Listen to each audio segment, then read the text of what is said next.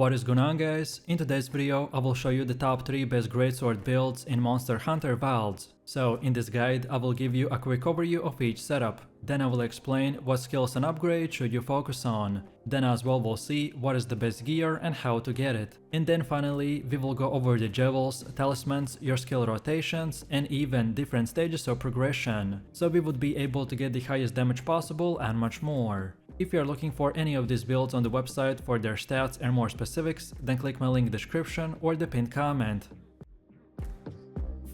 So moving over to the first setup, which is the greatsword wound spamming build. For weapons we are going with the greatsword and a hammer, and our main focus is designed to maximize effectiveness of the flayer's skill by focusing on inflicting and exploiting wounds on monsters. This strategy enhances damage output and increases the likelihood of breaking the monster parts, which of course will lead to more efficient DPS output. The flayer itself is very versatile and is known for rapid attack speed and ability to target specific monster spots with precision. He is designed to allow us to inflict wounds more frequently, which makes it ideal for a wound-centric build which you can spam 24/7.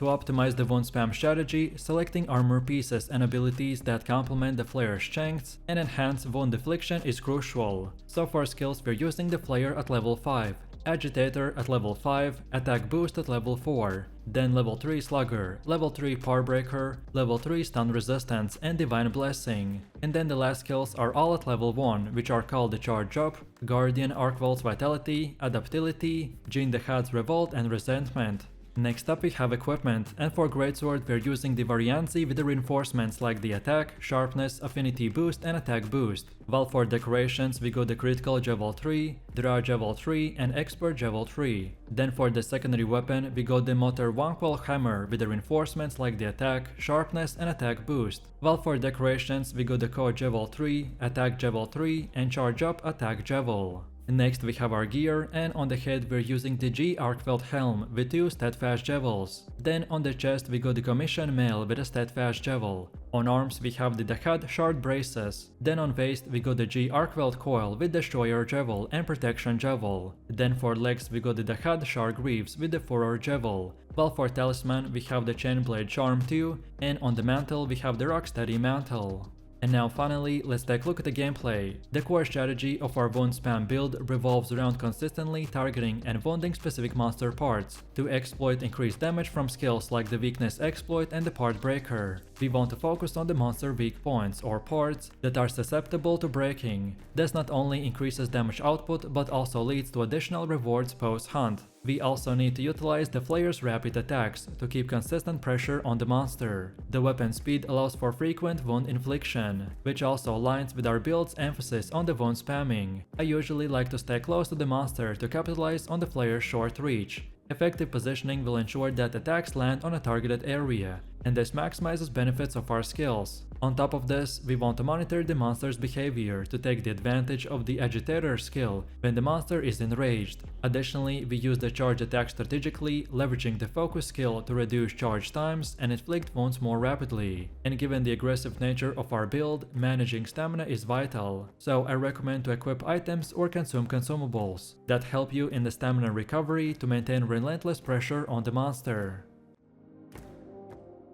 Then for the second setup, we got the greatsword full crit build. For our combo, we are using the greatsword with a sword and shield. The greatsword is known for its massive damage potential, delivering powerful charged attacks and capable of staggering or toppling monsters in few seconds. However, its considerable size results in a slower movement and attack speed, requiring us to anticipate monster behaviors and position ourselves strategically to maximize damage output. While on the other hand, the sword and shield combination will offer a balance of offense and defense, characterized by rapid attack speed, high quality, and the unique ability to use items without seating the weapon. This versatility allows us to adapt quickly to various combat scenarios, making it an excellent complement to the greatsword's more deliberate playstyle. Integrating the greatsword as the primary weapon and the sword and shield as the secondary will give us the playstyle to switch between high damage, slow attacks and swift precise strikes, and focusing on a crit build will enhance effectiveness of both of these weapons by increasing the likelihood of landing a critical hit.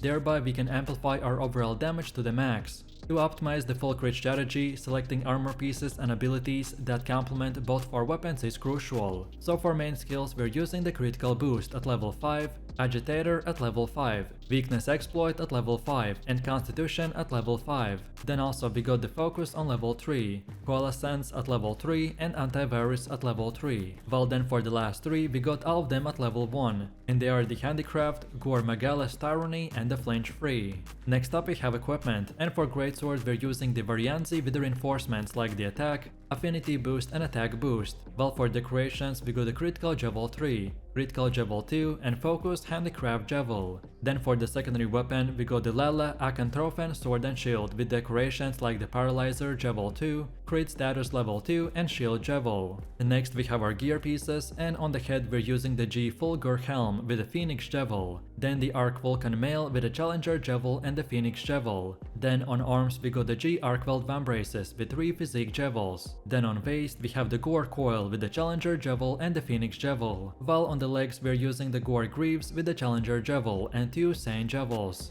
And lastly for talisman we got the exploiter charm 2, and for mantle we have the corrupted mantle.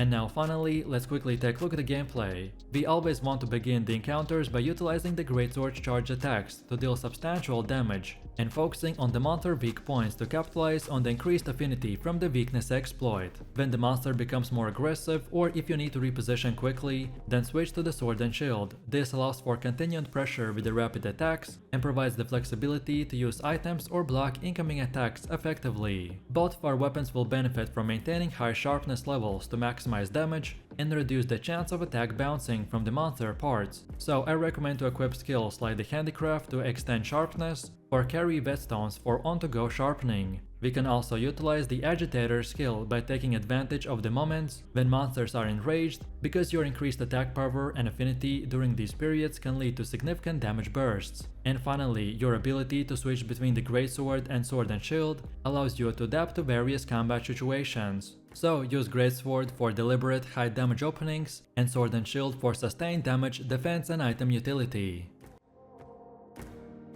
And now for the last and final setup, we're using the Undead Greatsword build. So for our combo we got the Greatsword with the Hunting Horn, and both together they have an exceptional performance. The Greatsword itself has a high raw damage output, delivering powerful charge attacks capable of staggering or toppling monsters. Although its considerable size results in a slower movement and attack speed, it will require us to anticipate monster behaviors and position ourselves strategically to maximize damage output. But then on the other hand, the Hunting Horn will serve as both a melee weapon and a support tool, allowing us to perform melodies that grant various buffs to us and allies. These buffs can enhance attack power, defense, elemental resistances, and even provide healing over time, making the Hunting Horn a versatile asset in any fight. Pairing the Greatsword with the Hunting Horn is also more commonly known as an immortal build that is focused on maximizing damage while maintaining continuous health, regeneration, and defensive boosts. This combination will ensure that everyone in your party can withstand a prolonged engagement without the constant need for healing items.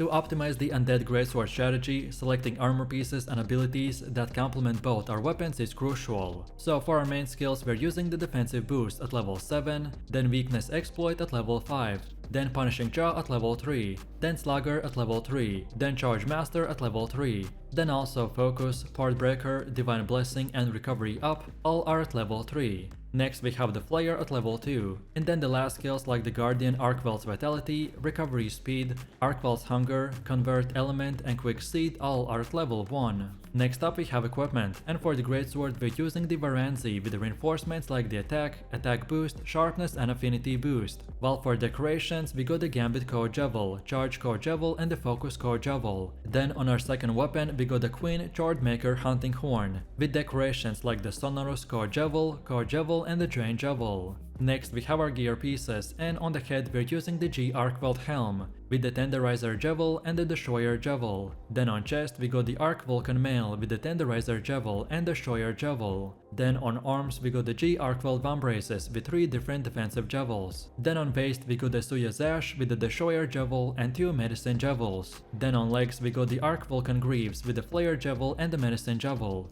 And lastly for talisman we got the defensive charm 4, while on the mantle we got the mending mantle. And now finally, let's take a look at the gameplay. We always want to initiate encounters by utilizing the greatsword charge attacks to deal substantial damage and focusing on the monster weak points to capitalize on the increased affinity from the skills like the weakness exploit. When a monster becomes more aggressive or if you need to reposition quickly, then you want to switch to a hunting horn. You can perform melodies that grant health regeneration, defensive boosts, and elemental resistances. These buffs will persist even after switching back to a greatsword, so we will ensure continuous benefits. You also want to regularly refresh hunting horn melodies to ensure continuous buff uptime. The health regeneration and defensive boosts are crucial for our build sustainability. You also want to monitor the monster's behavior to take the advantage of the agitator skill when the monster is enraged. Additionally, you can use the charge attack strategically, leveraging the focus skill to reduce charge times and inflict wounds more rapidly. And given the aggressive nature of this build, managing stamina is vital, so equip items or consume consumables that help in stamina recovery to maintain relentless pressure on the monster. So let me know what you think about these builds in the comments below.